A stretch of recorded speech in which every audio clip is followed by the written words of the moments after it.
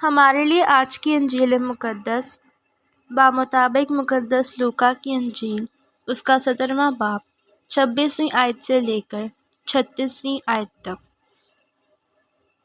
اور جیسا نوح کے دنوں میں ہوا تھا اسی طرح ابن انسان کے دنوں میں بھی ہوگا،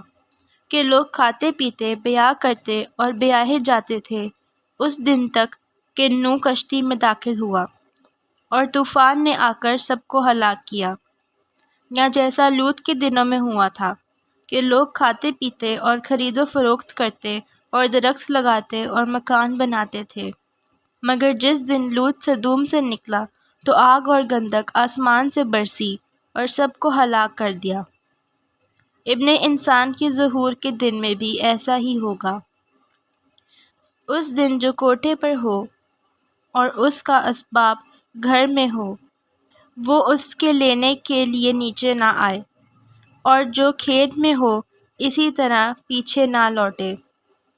لوط کی بیوی کو یاد رکھو، جو کوئی اپنی جان بچانے کی کوشش کرے وہ اسے کھو دے گا، اور جو اسے کھوئے وہ اسے بچائے رکھے گا۔ میں تم سے کہتا ہوں کہ اس رات دو ایک چرپائی پر پڑے ہوں گے، ایک لے لیا جائے گا اور دوسرا چھوڑ دیا جائے گا،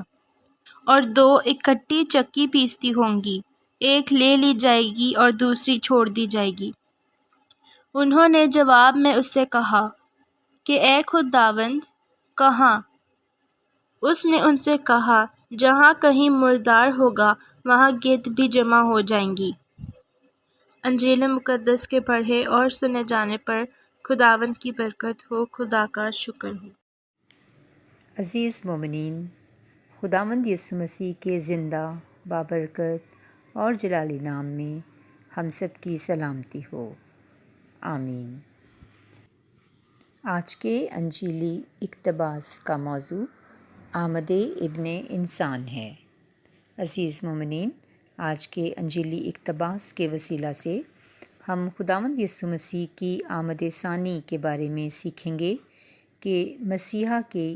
آمد ثانی کی کیا نشانیاں ہوں گی، یعنی کہ وہ کیسے واقع ہوگی اور اس وقت کی کیا نشانیاں ہوں گی اور ہمیں اس وقت کیا کرنا ہوگا۔ تو عزیزو، خدا کا کلام ہمیں بڑے واضح انداز میں بتاتا ہے کہ ابن انسان کی آمد کیسے ہوگی، یعنی کہ جیسا کہ نوح کے دنوں میں ہوا تھا کہ لوگ اپنی اپنی زندگیاں اپنی مرضی کے مطابق گزار رہے تھے، جیسا کہ ان میں شادی بیاہ ہوتے، روزمرہ زندگی میں لوگ شاپنگ وغیرہ کرتے اور اپنا کاروبار کرتے تھے، غرض کہ ان کی زندگی میں ہر وہ کام جو وہ کرتے تھے وہ سمجھتے تھے کہ یہ سب ٹھیک اور جائز ہے، اور وہ اپنے آپ کو دانا اور عقل مند سمجھتے تھے، اور نوح کو بیوقوف، کیونکہ وہ انہیں خداوند کے ڈر اور خوف میں زندگی بسر کرنے کی تلقین کرتے اور خدا کے غضب سے بچنے کی تلقین کرتے تھے، اور لوگ ان کا مذاق اڑاتے اور ان کی باتوں کو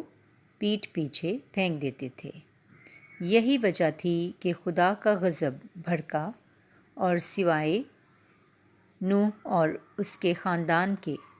باقی ساری دنیا ہلاک ہوئی۔ اور پھر جیسا کہ لوط کے دنوں میں ہوا تھا کہ لوگوں کا طور طریقہ بگڑ چکا تھا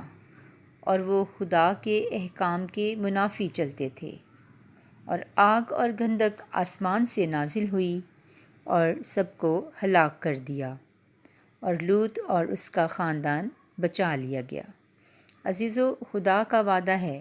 کہ وہ اپنے برگزیدوں اور راست باز بندوں کی اور ان کے خاندانوں کی بھی فکر کرتا ہے، اور ان کو کسی چیز سے ضرر نہ پہنچنے دے گا۔ وہ اپنے برگزیدوں پر مہر کر دیتا ہے تاکہ کوئی ہلاکت ان تک پہنچ نہ سکے اور ان کے نزدیک نہ آئے۔ پریز دا لارڈ۔ عزیزو، بشرطیے کہ ہم اس کے احکام پر عمل کریں اور لوط کی بیوی کی طرح پیچھے مڑ کر نہ دیکھیں۔ یعنی ایک دفعہ جب مسیح یسوع کو پہچان لیا تو اس کی پہچان میں آگے ہی آگے بڑھتے جائیں، اور جو چیزیں پیچھے رہ گئی ہیں ان کو چھوڑ کر اس نشان کی طرف بڑھتے جائیں، یعنی کہ خداوند یسوع مسیح کی طرف، جو عدالت کرنے کو با اختیار طریقے سے جلد آنے والا ہے۔ بس ہم سب یہ یاد رکھیں کہ ہم جہاں کہیں بھی ہیں، جب ہم مسیح کے آنے کی نشانیاں واقع ہوتی دیکھتے ہیں، یعنی کہ آج کل کے دنوں میں ہم دیکھتے ہیں کہ زمانے کے طور طریقے اور رنگ ڈھنگ کس طرح خدا اور اس کے کلام اور احکام اور اس کے لوگوں کے مخالف ہیں، تو عزیزو یہ جان لیں کہ اب وقت بہت ہی نزدیک ہے، اور ہم تیار رہیں کہ ہم ان دو لوگوں میں سے کون سی حیثیت رکھتے ہیں کہ کیا ہم لے لیے جائیں گے یا چھوڑ دیے جائیں گے۔ تو آئیں عزیزو، ہم سب مل کر یہ دعا مانگیں اور خداوند کا شکر کریں کہ ہم مسیح یسوع میں ہو کر سزا کے مستحق نہیں، کیونکہ خدا نے ہمیں اپنے پیارے بیٹے کی محبت اور قربانی اور فدیہ کے ذریعے سے بچا لیا ہے۔ ہم ایمان رکھتے ہیں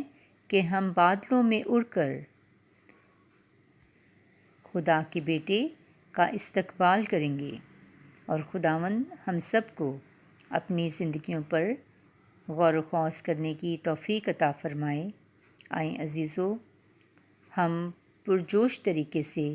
مسیحا کی آمد ثانی کی تیاری کریں تاکہ ہم چھوڑ نہ دیے جائیں۔ خداوند ہم سب کو ایسا کرنے کی توفیق عطا فرمائے،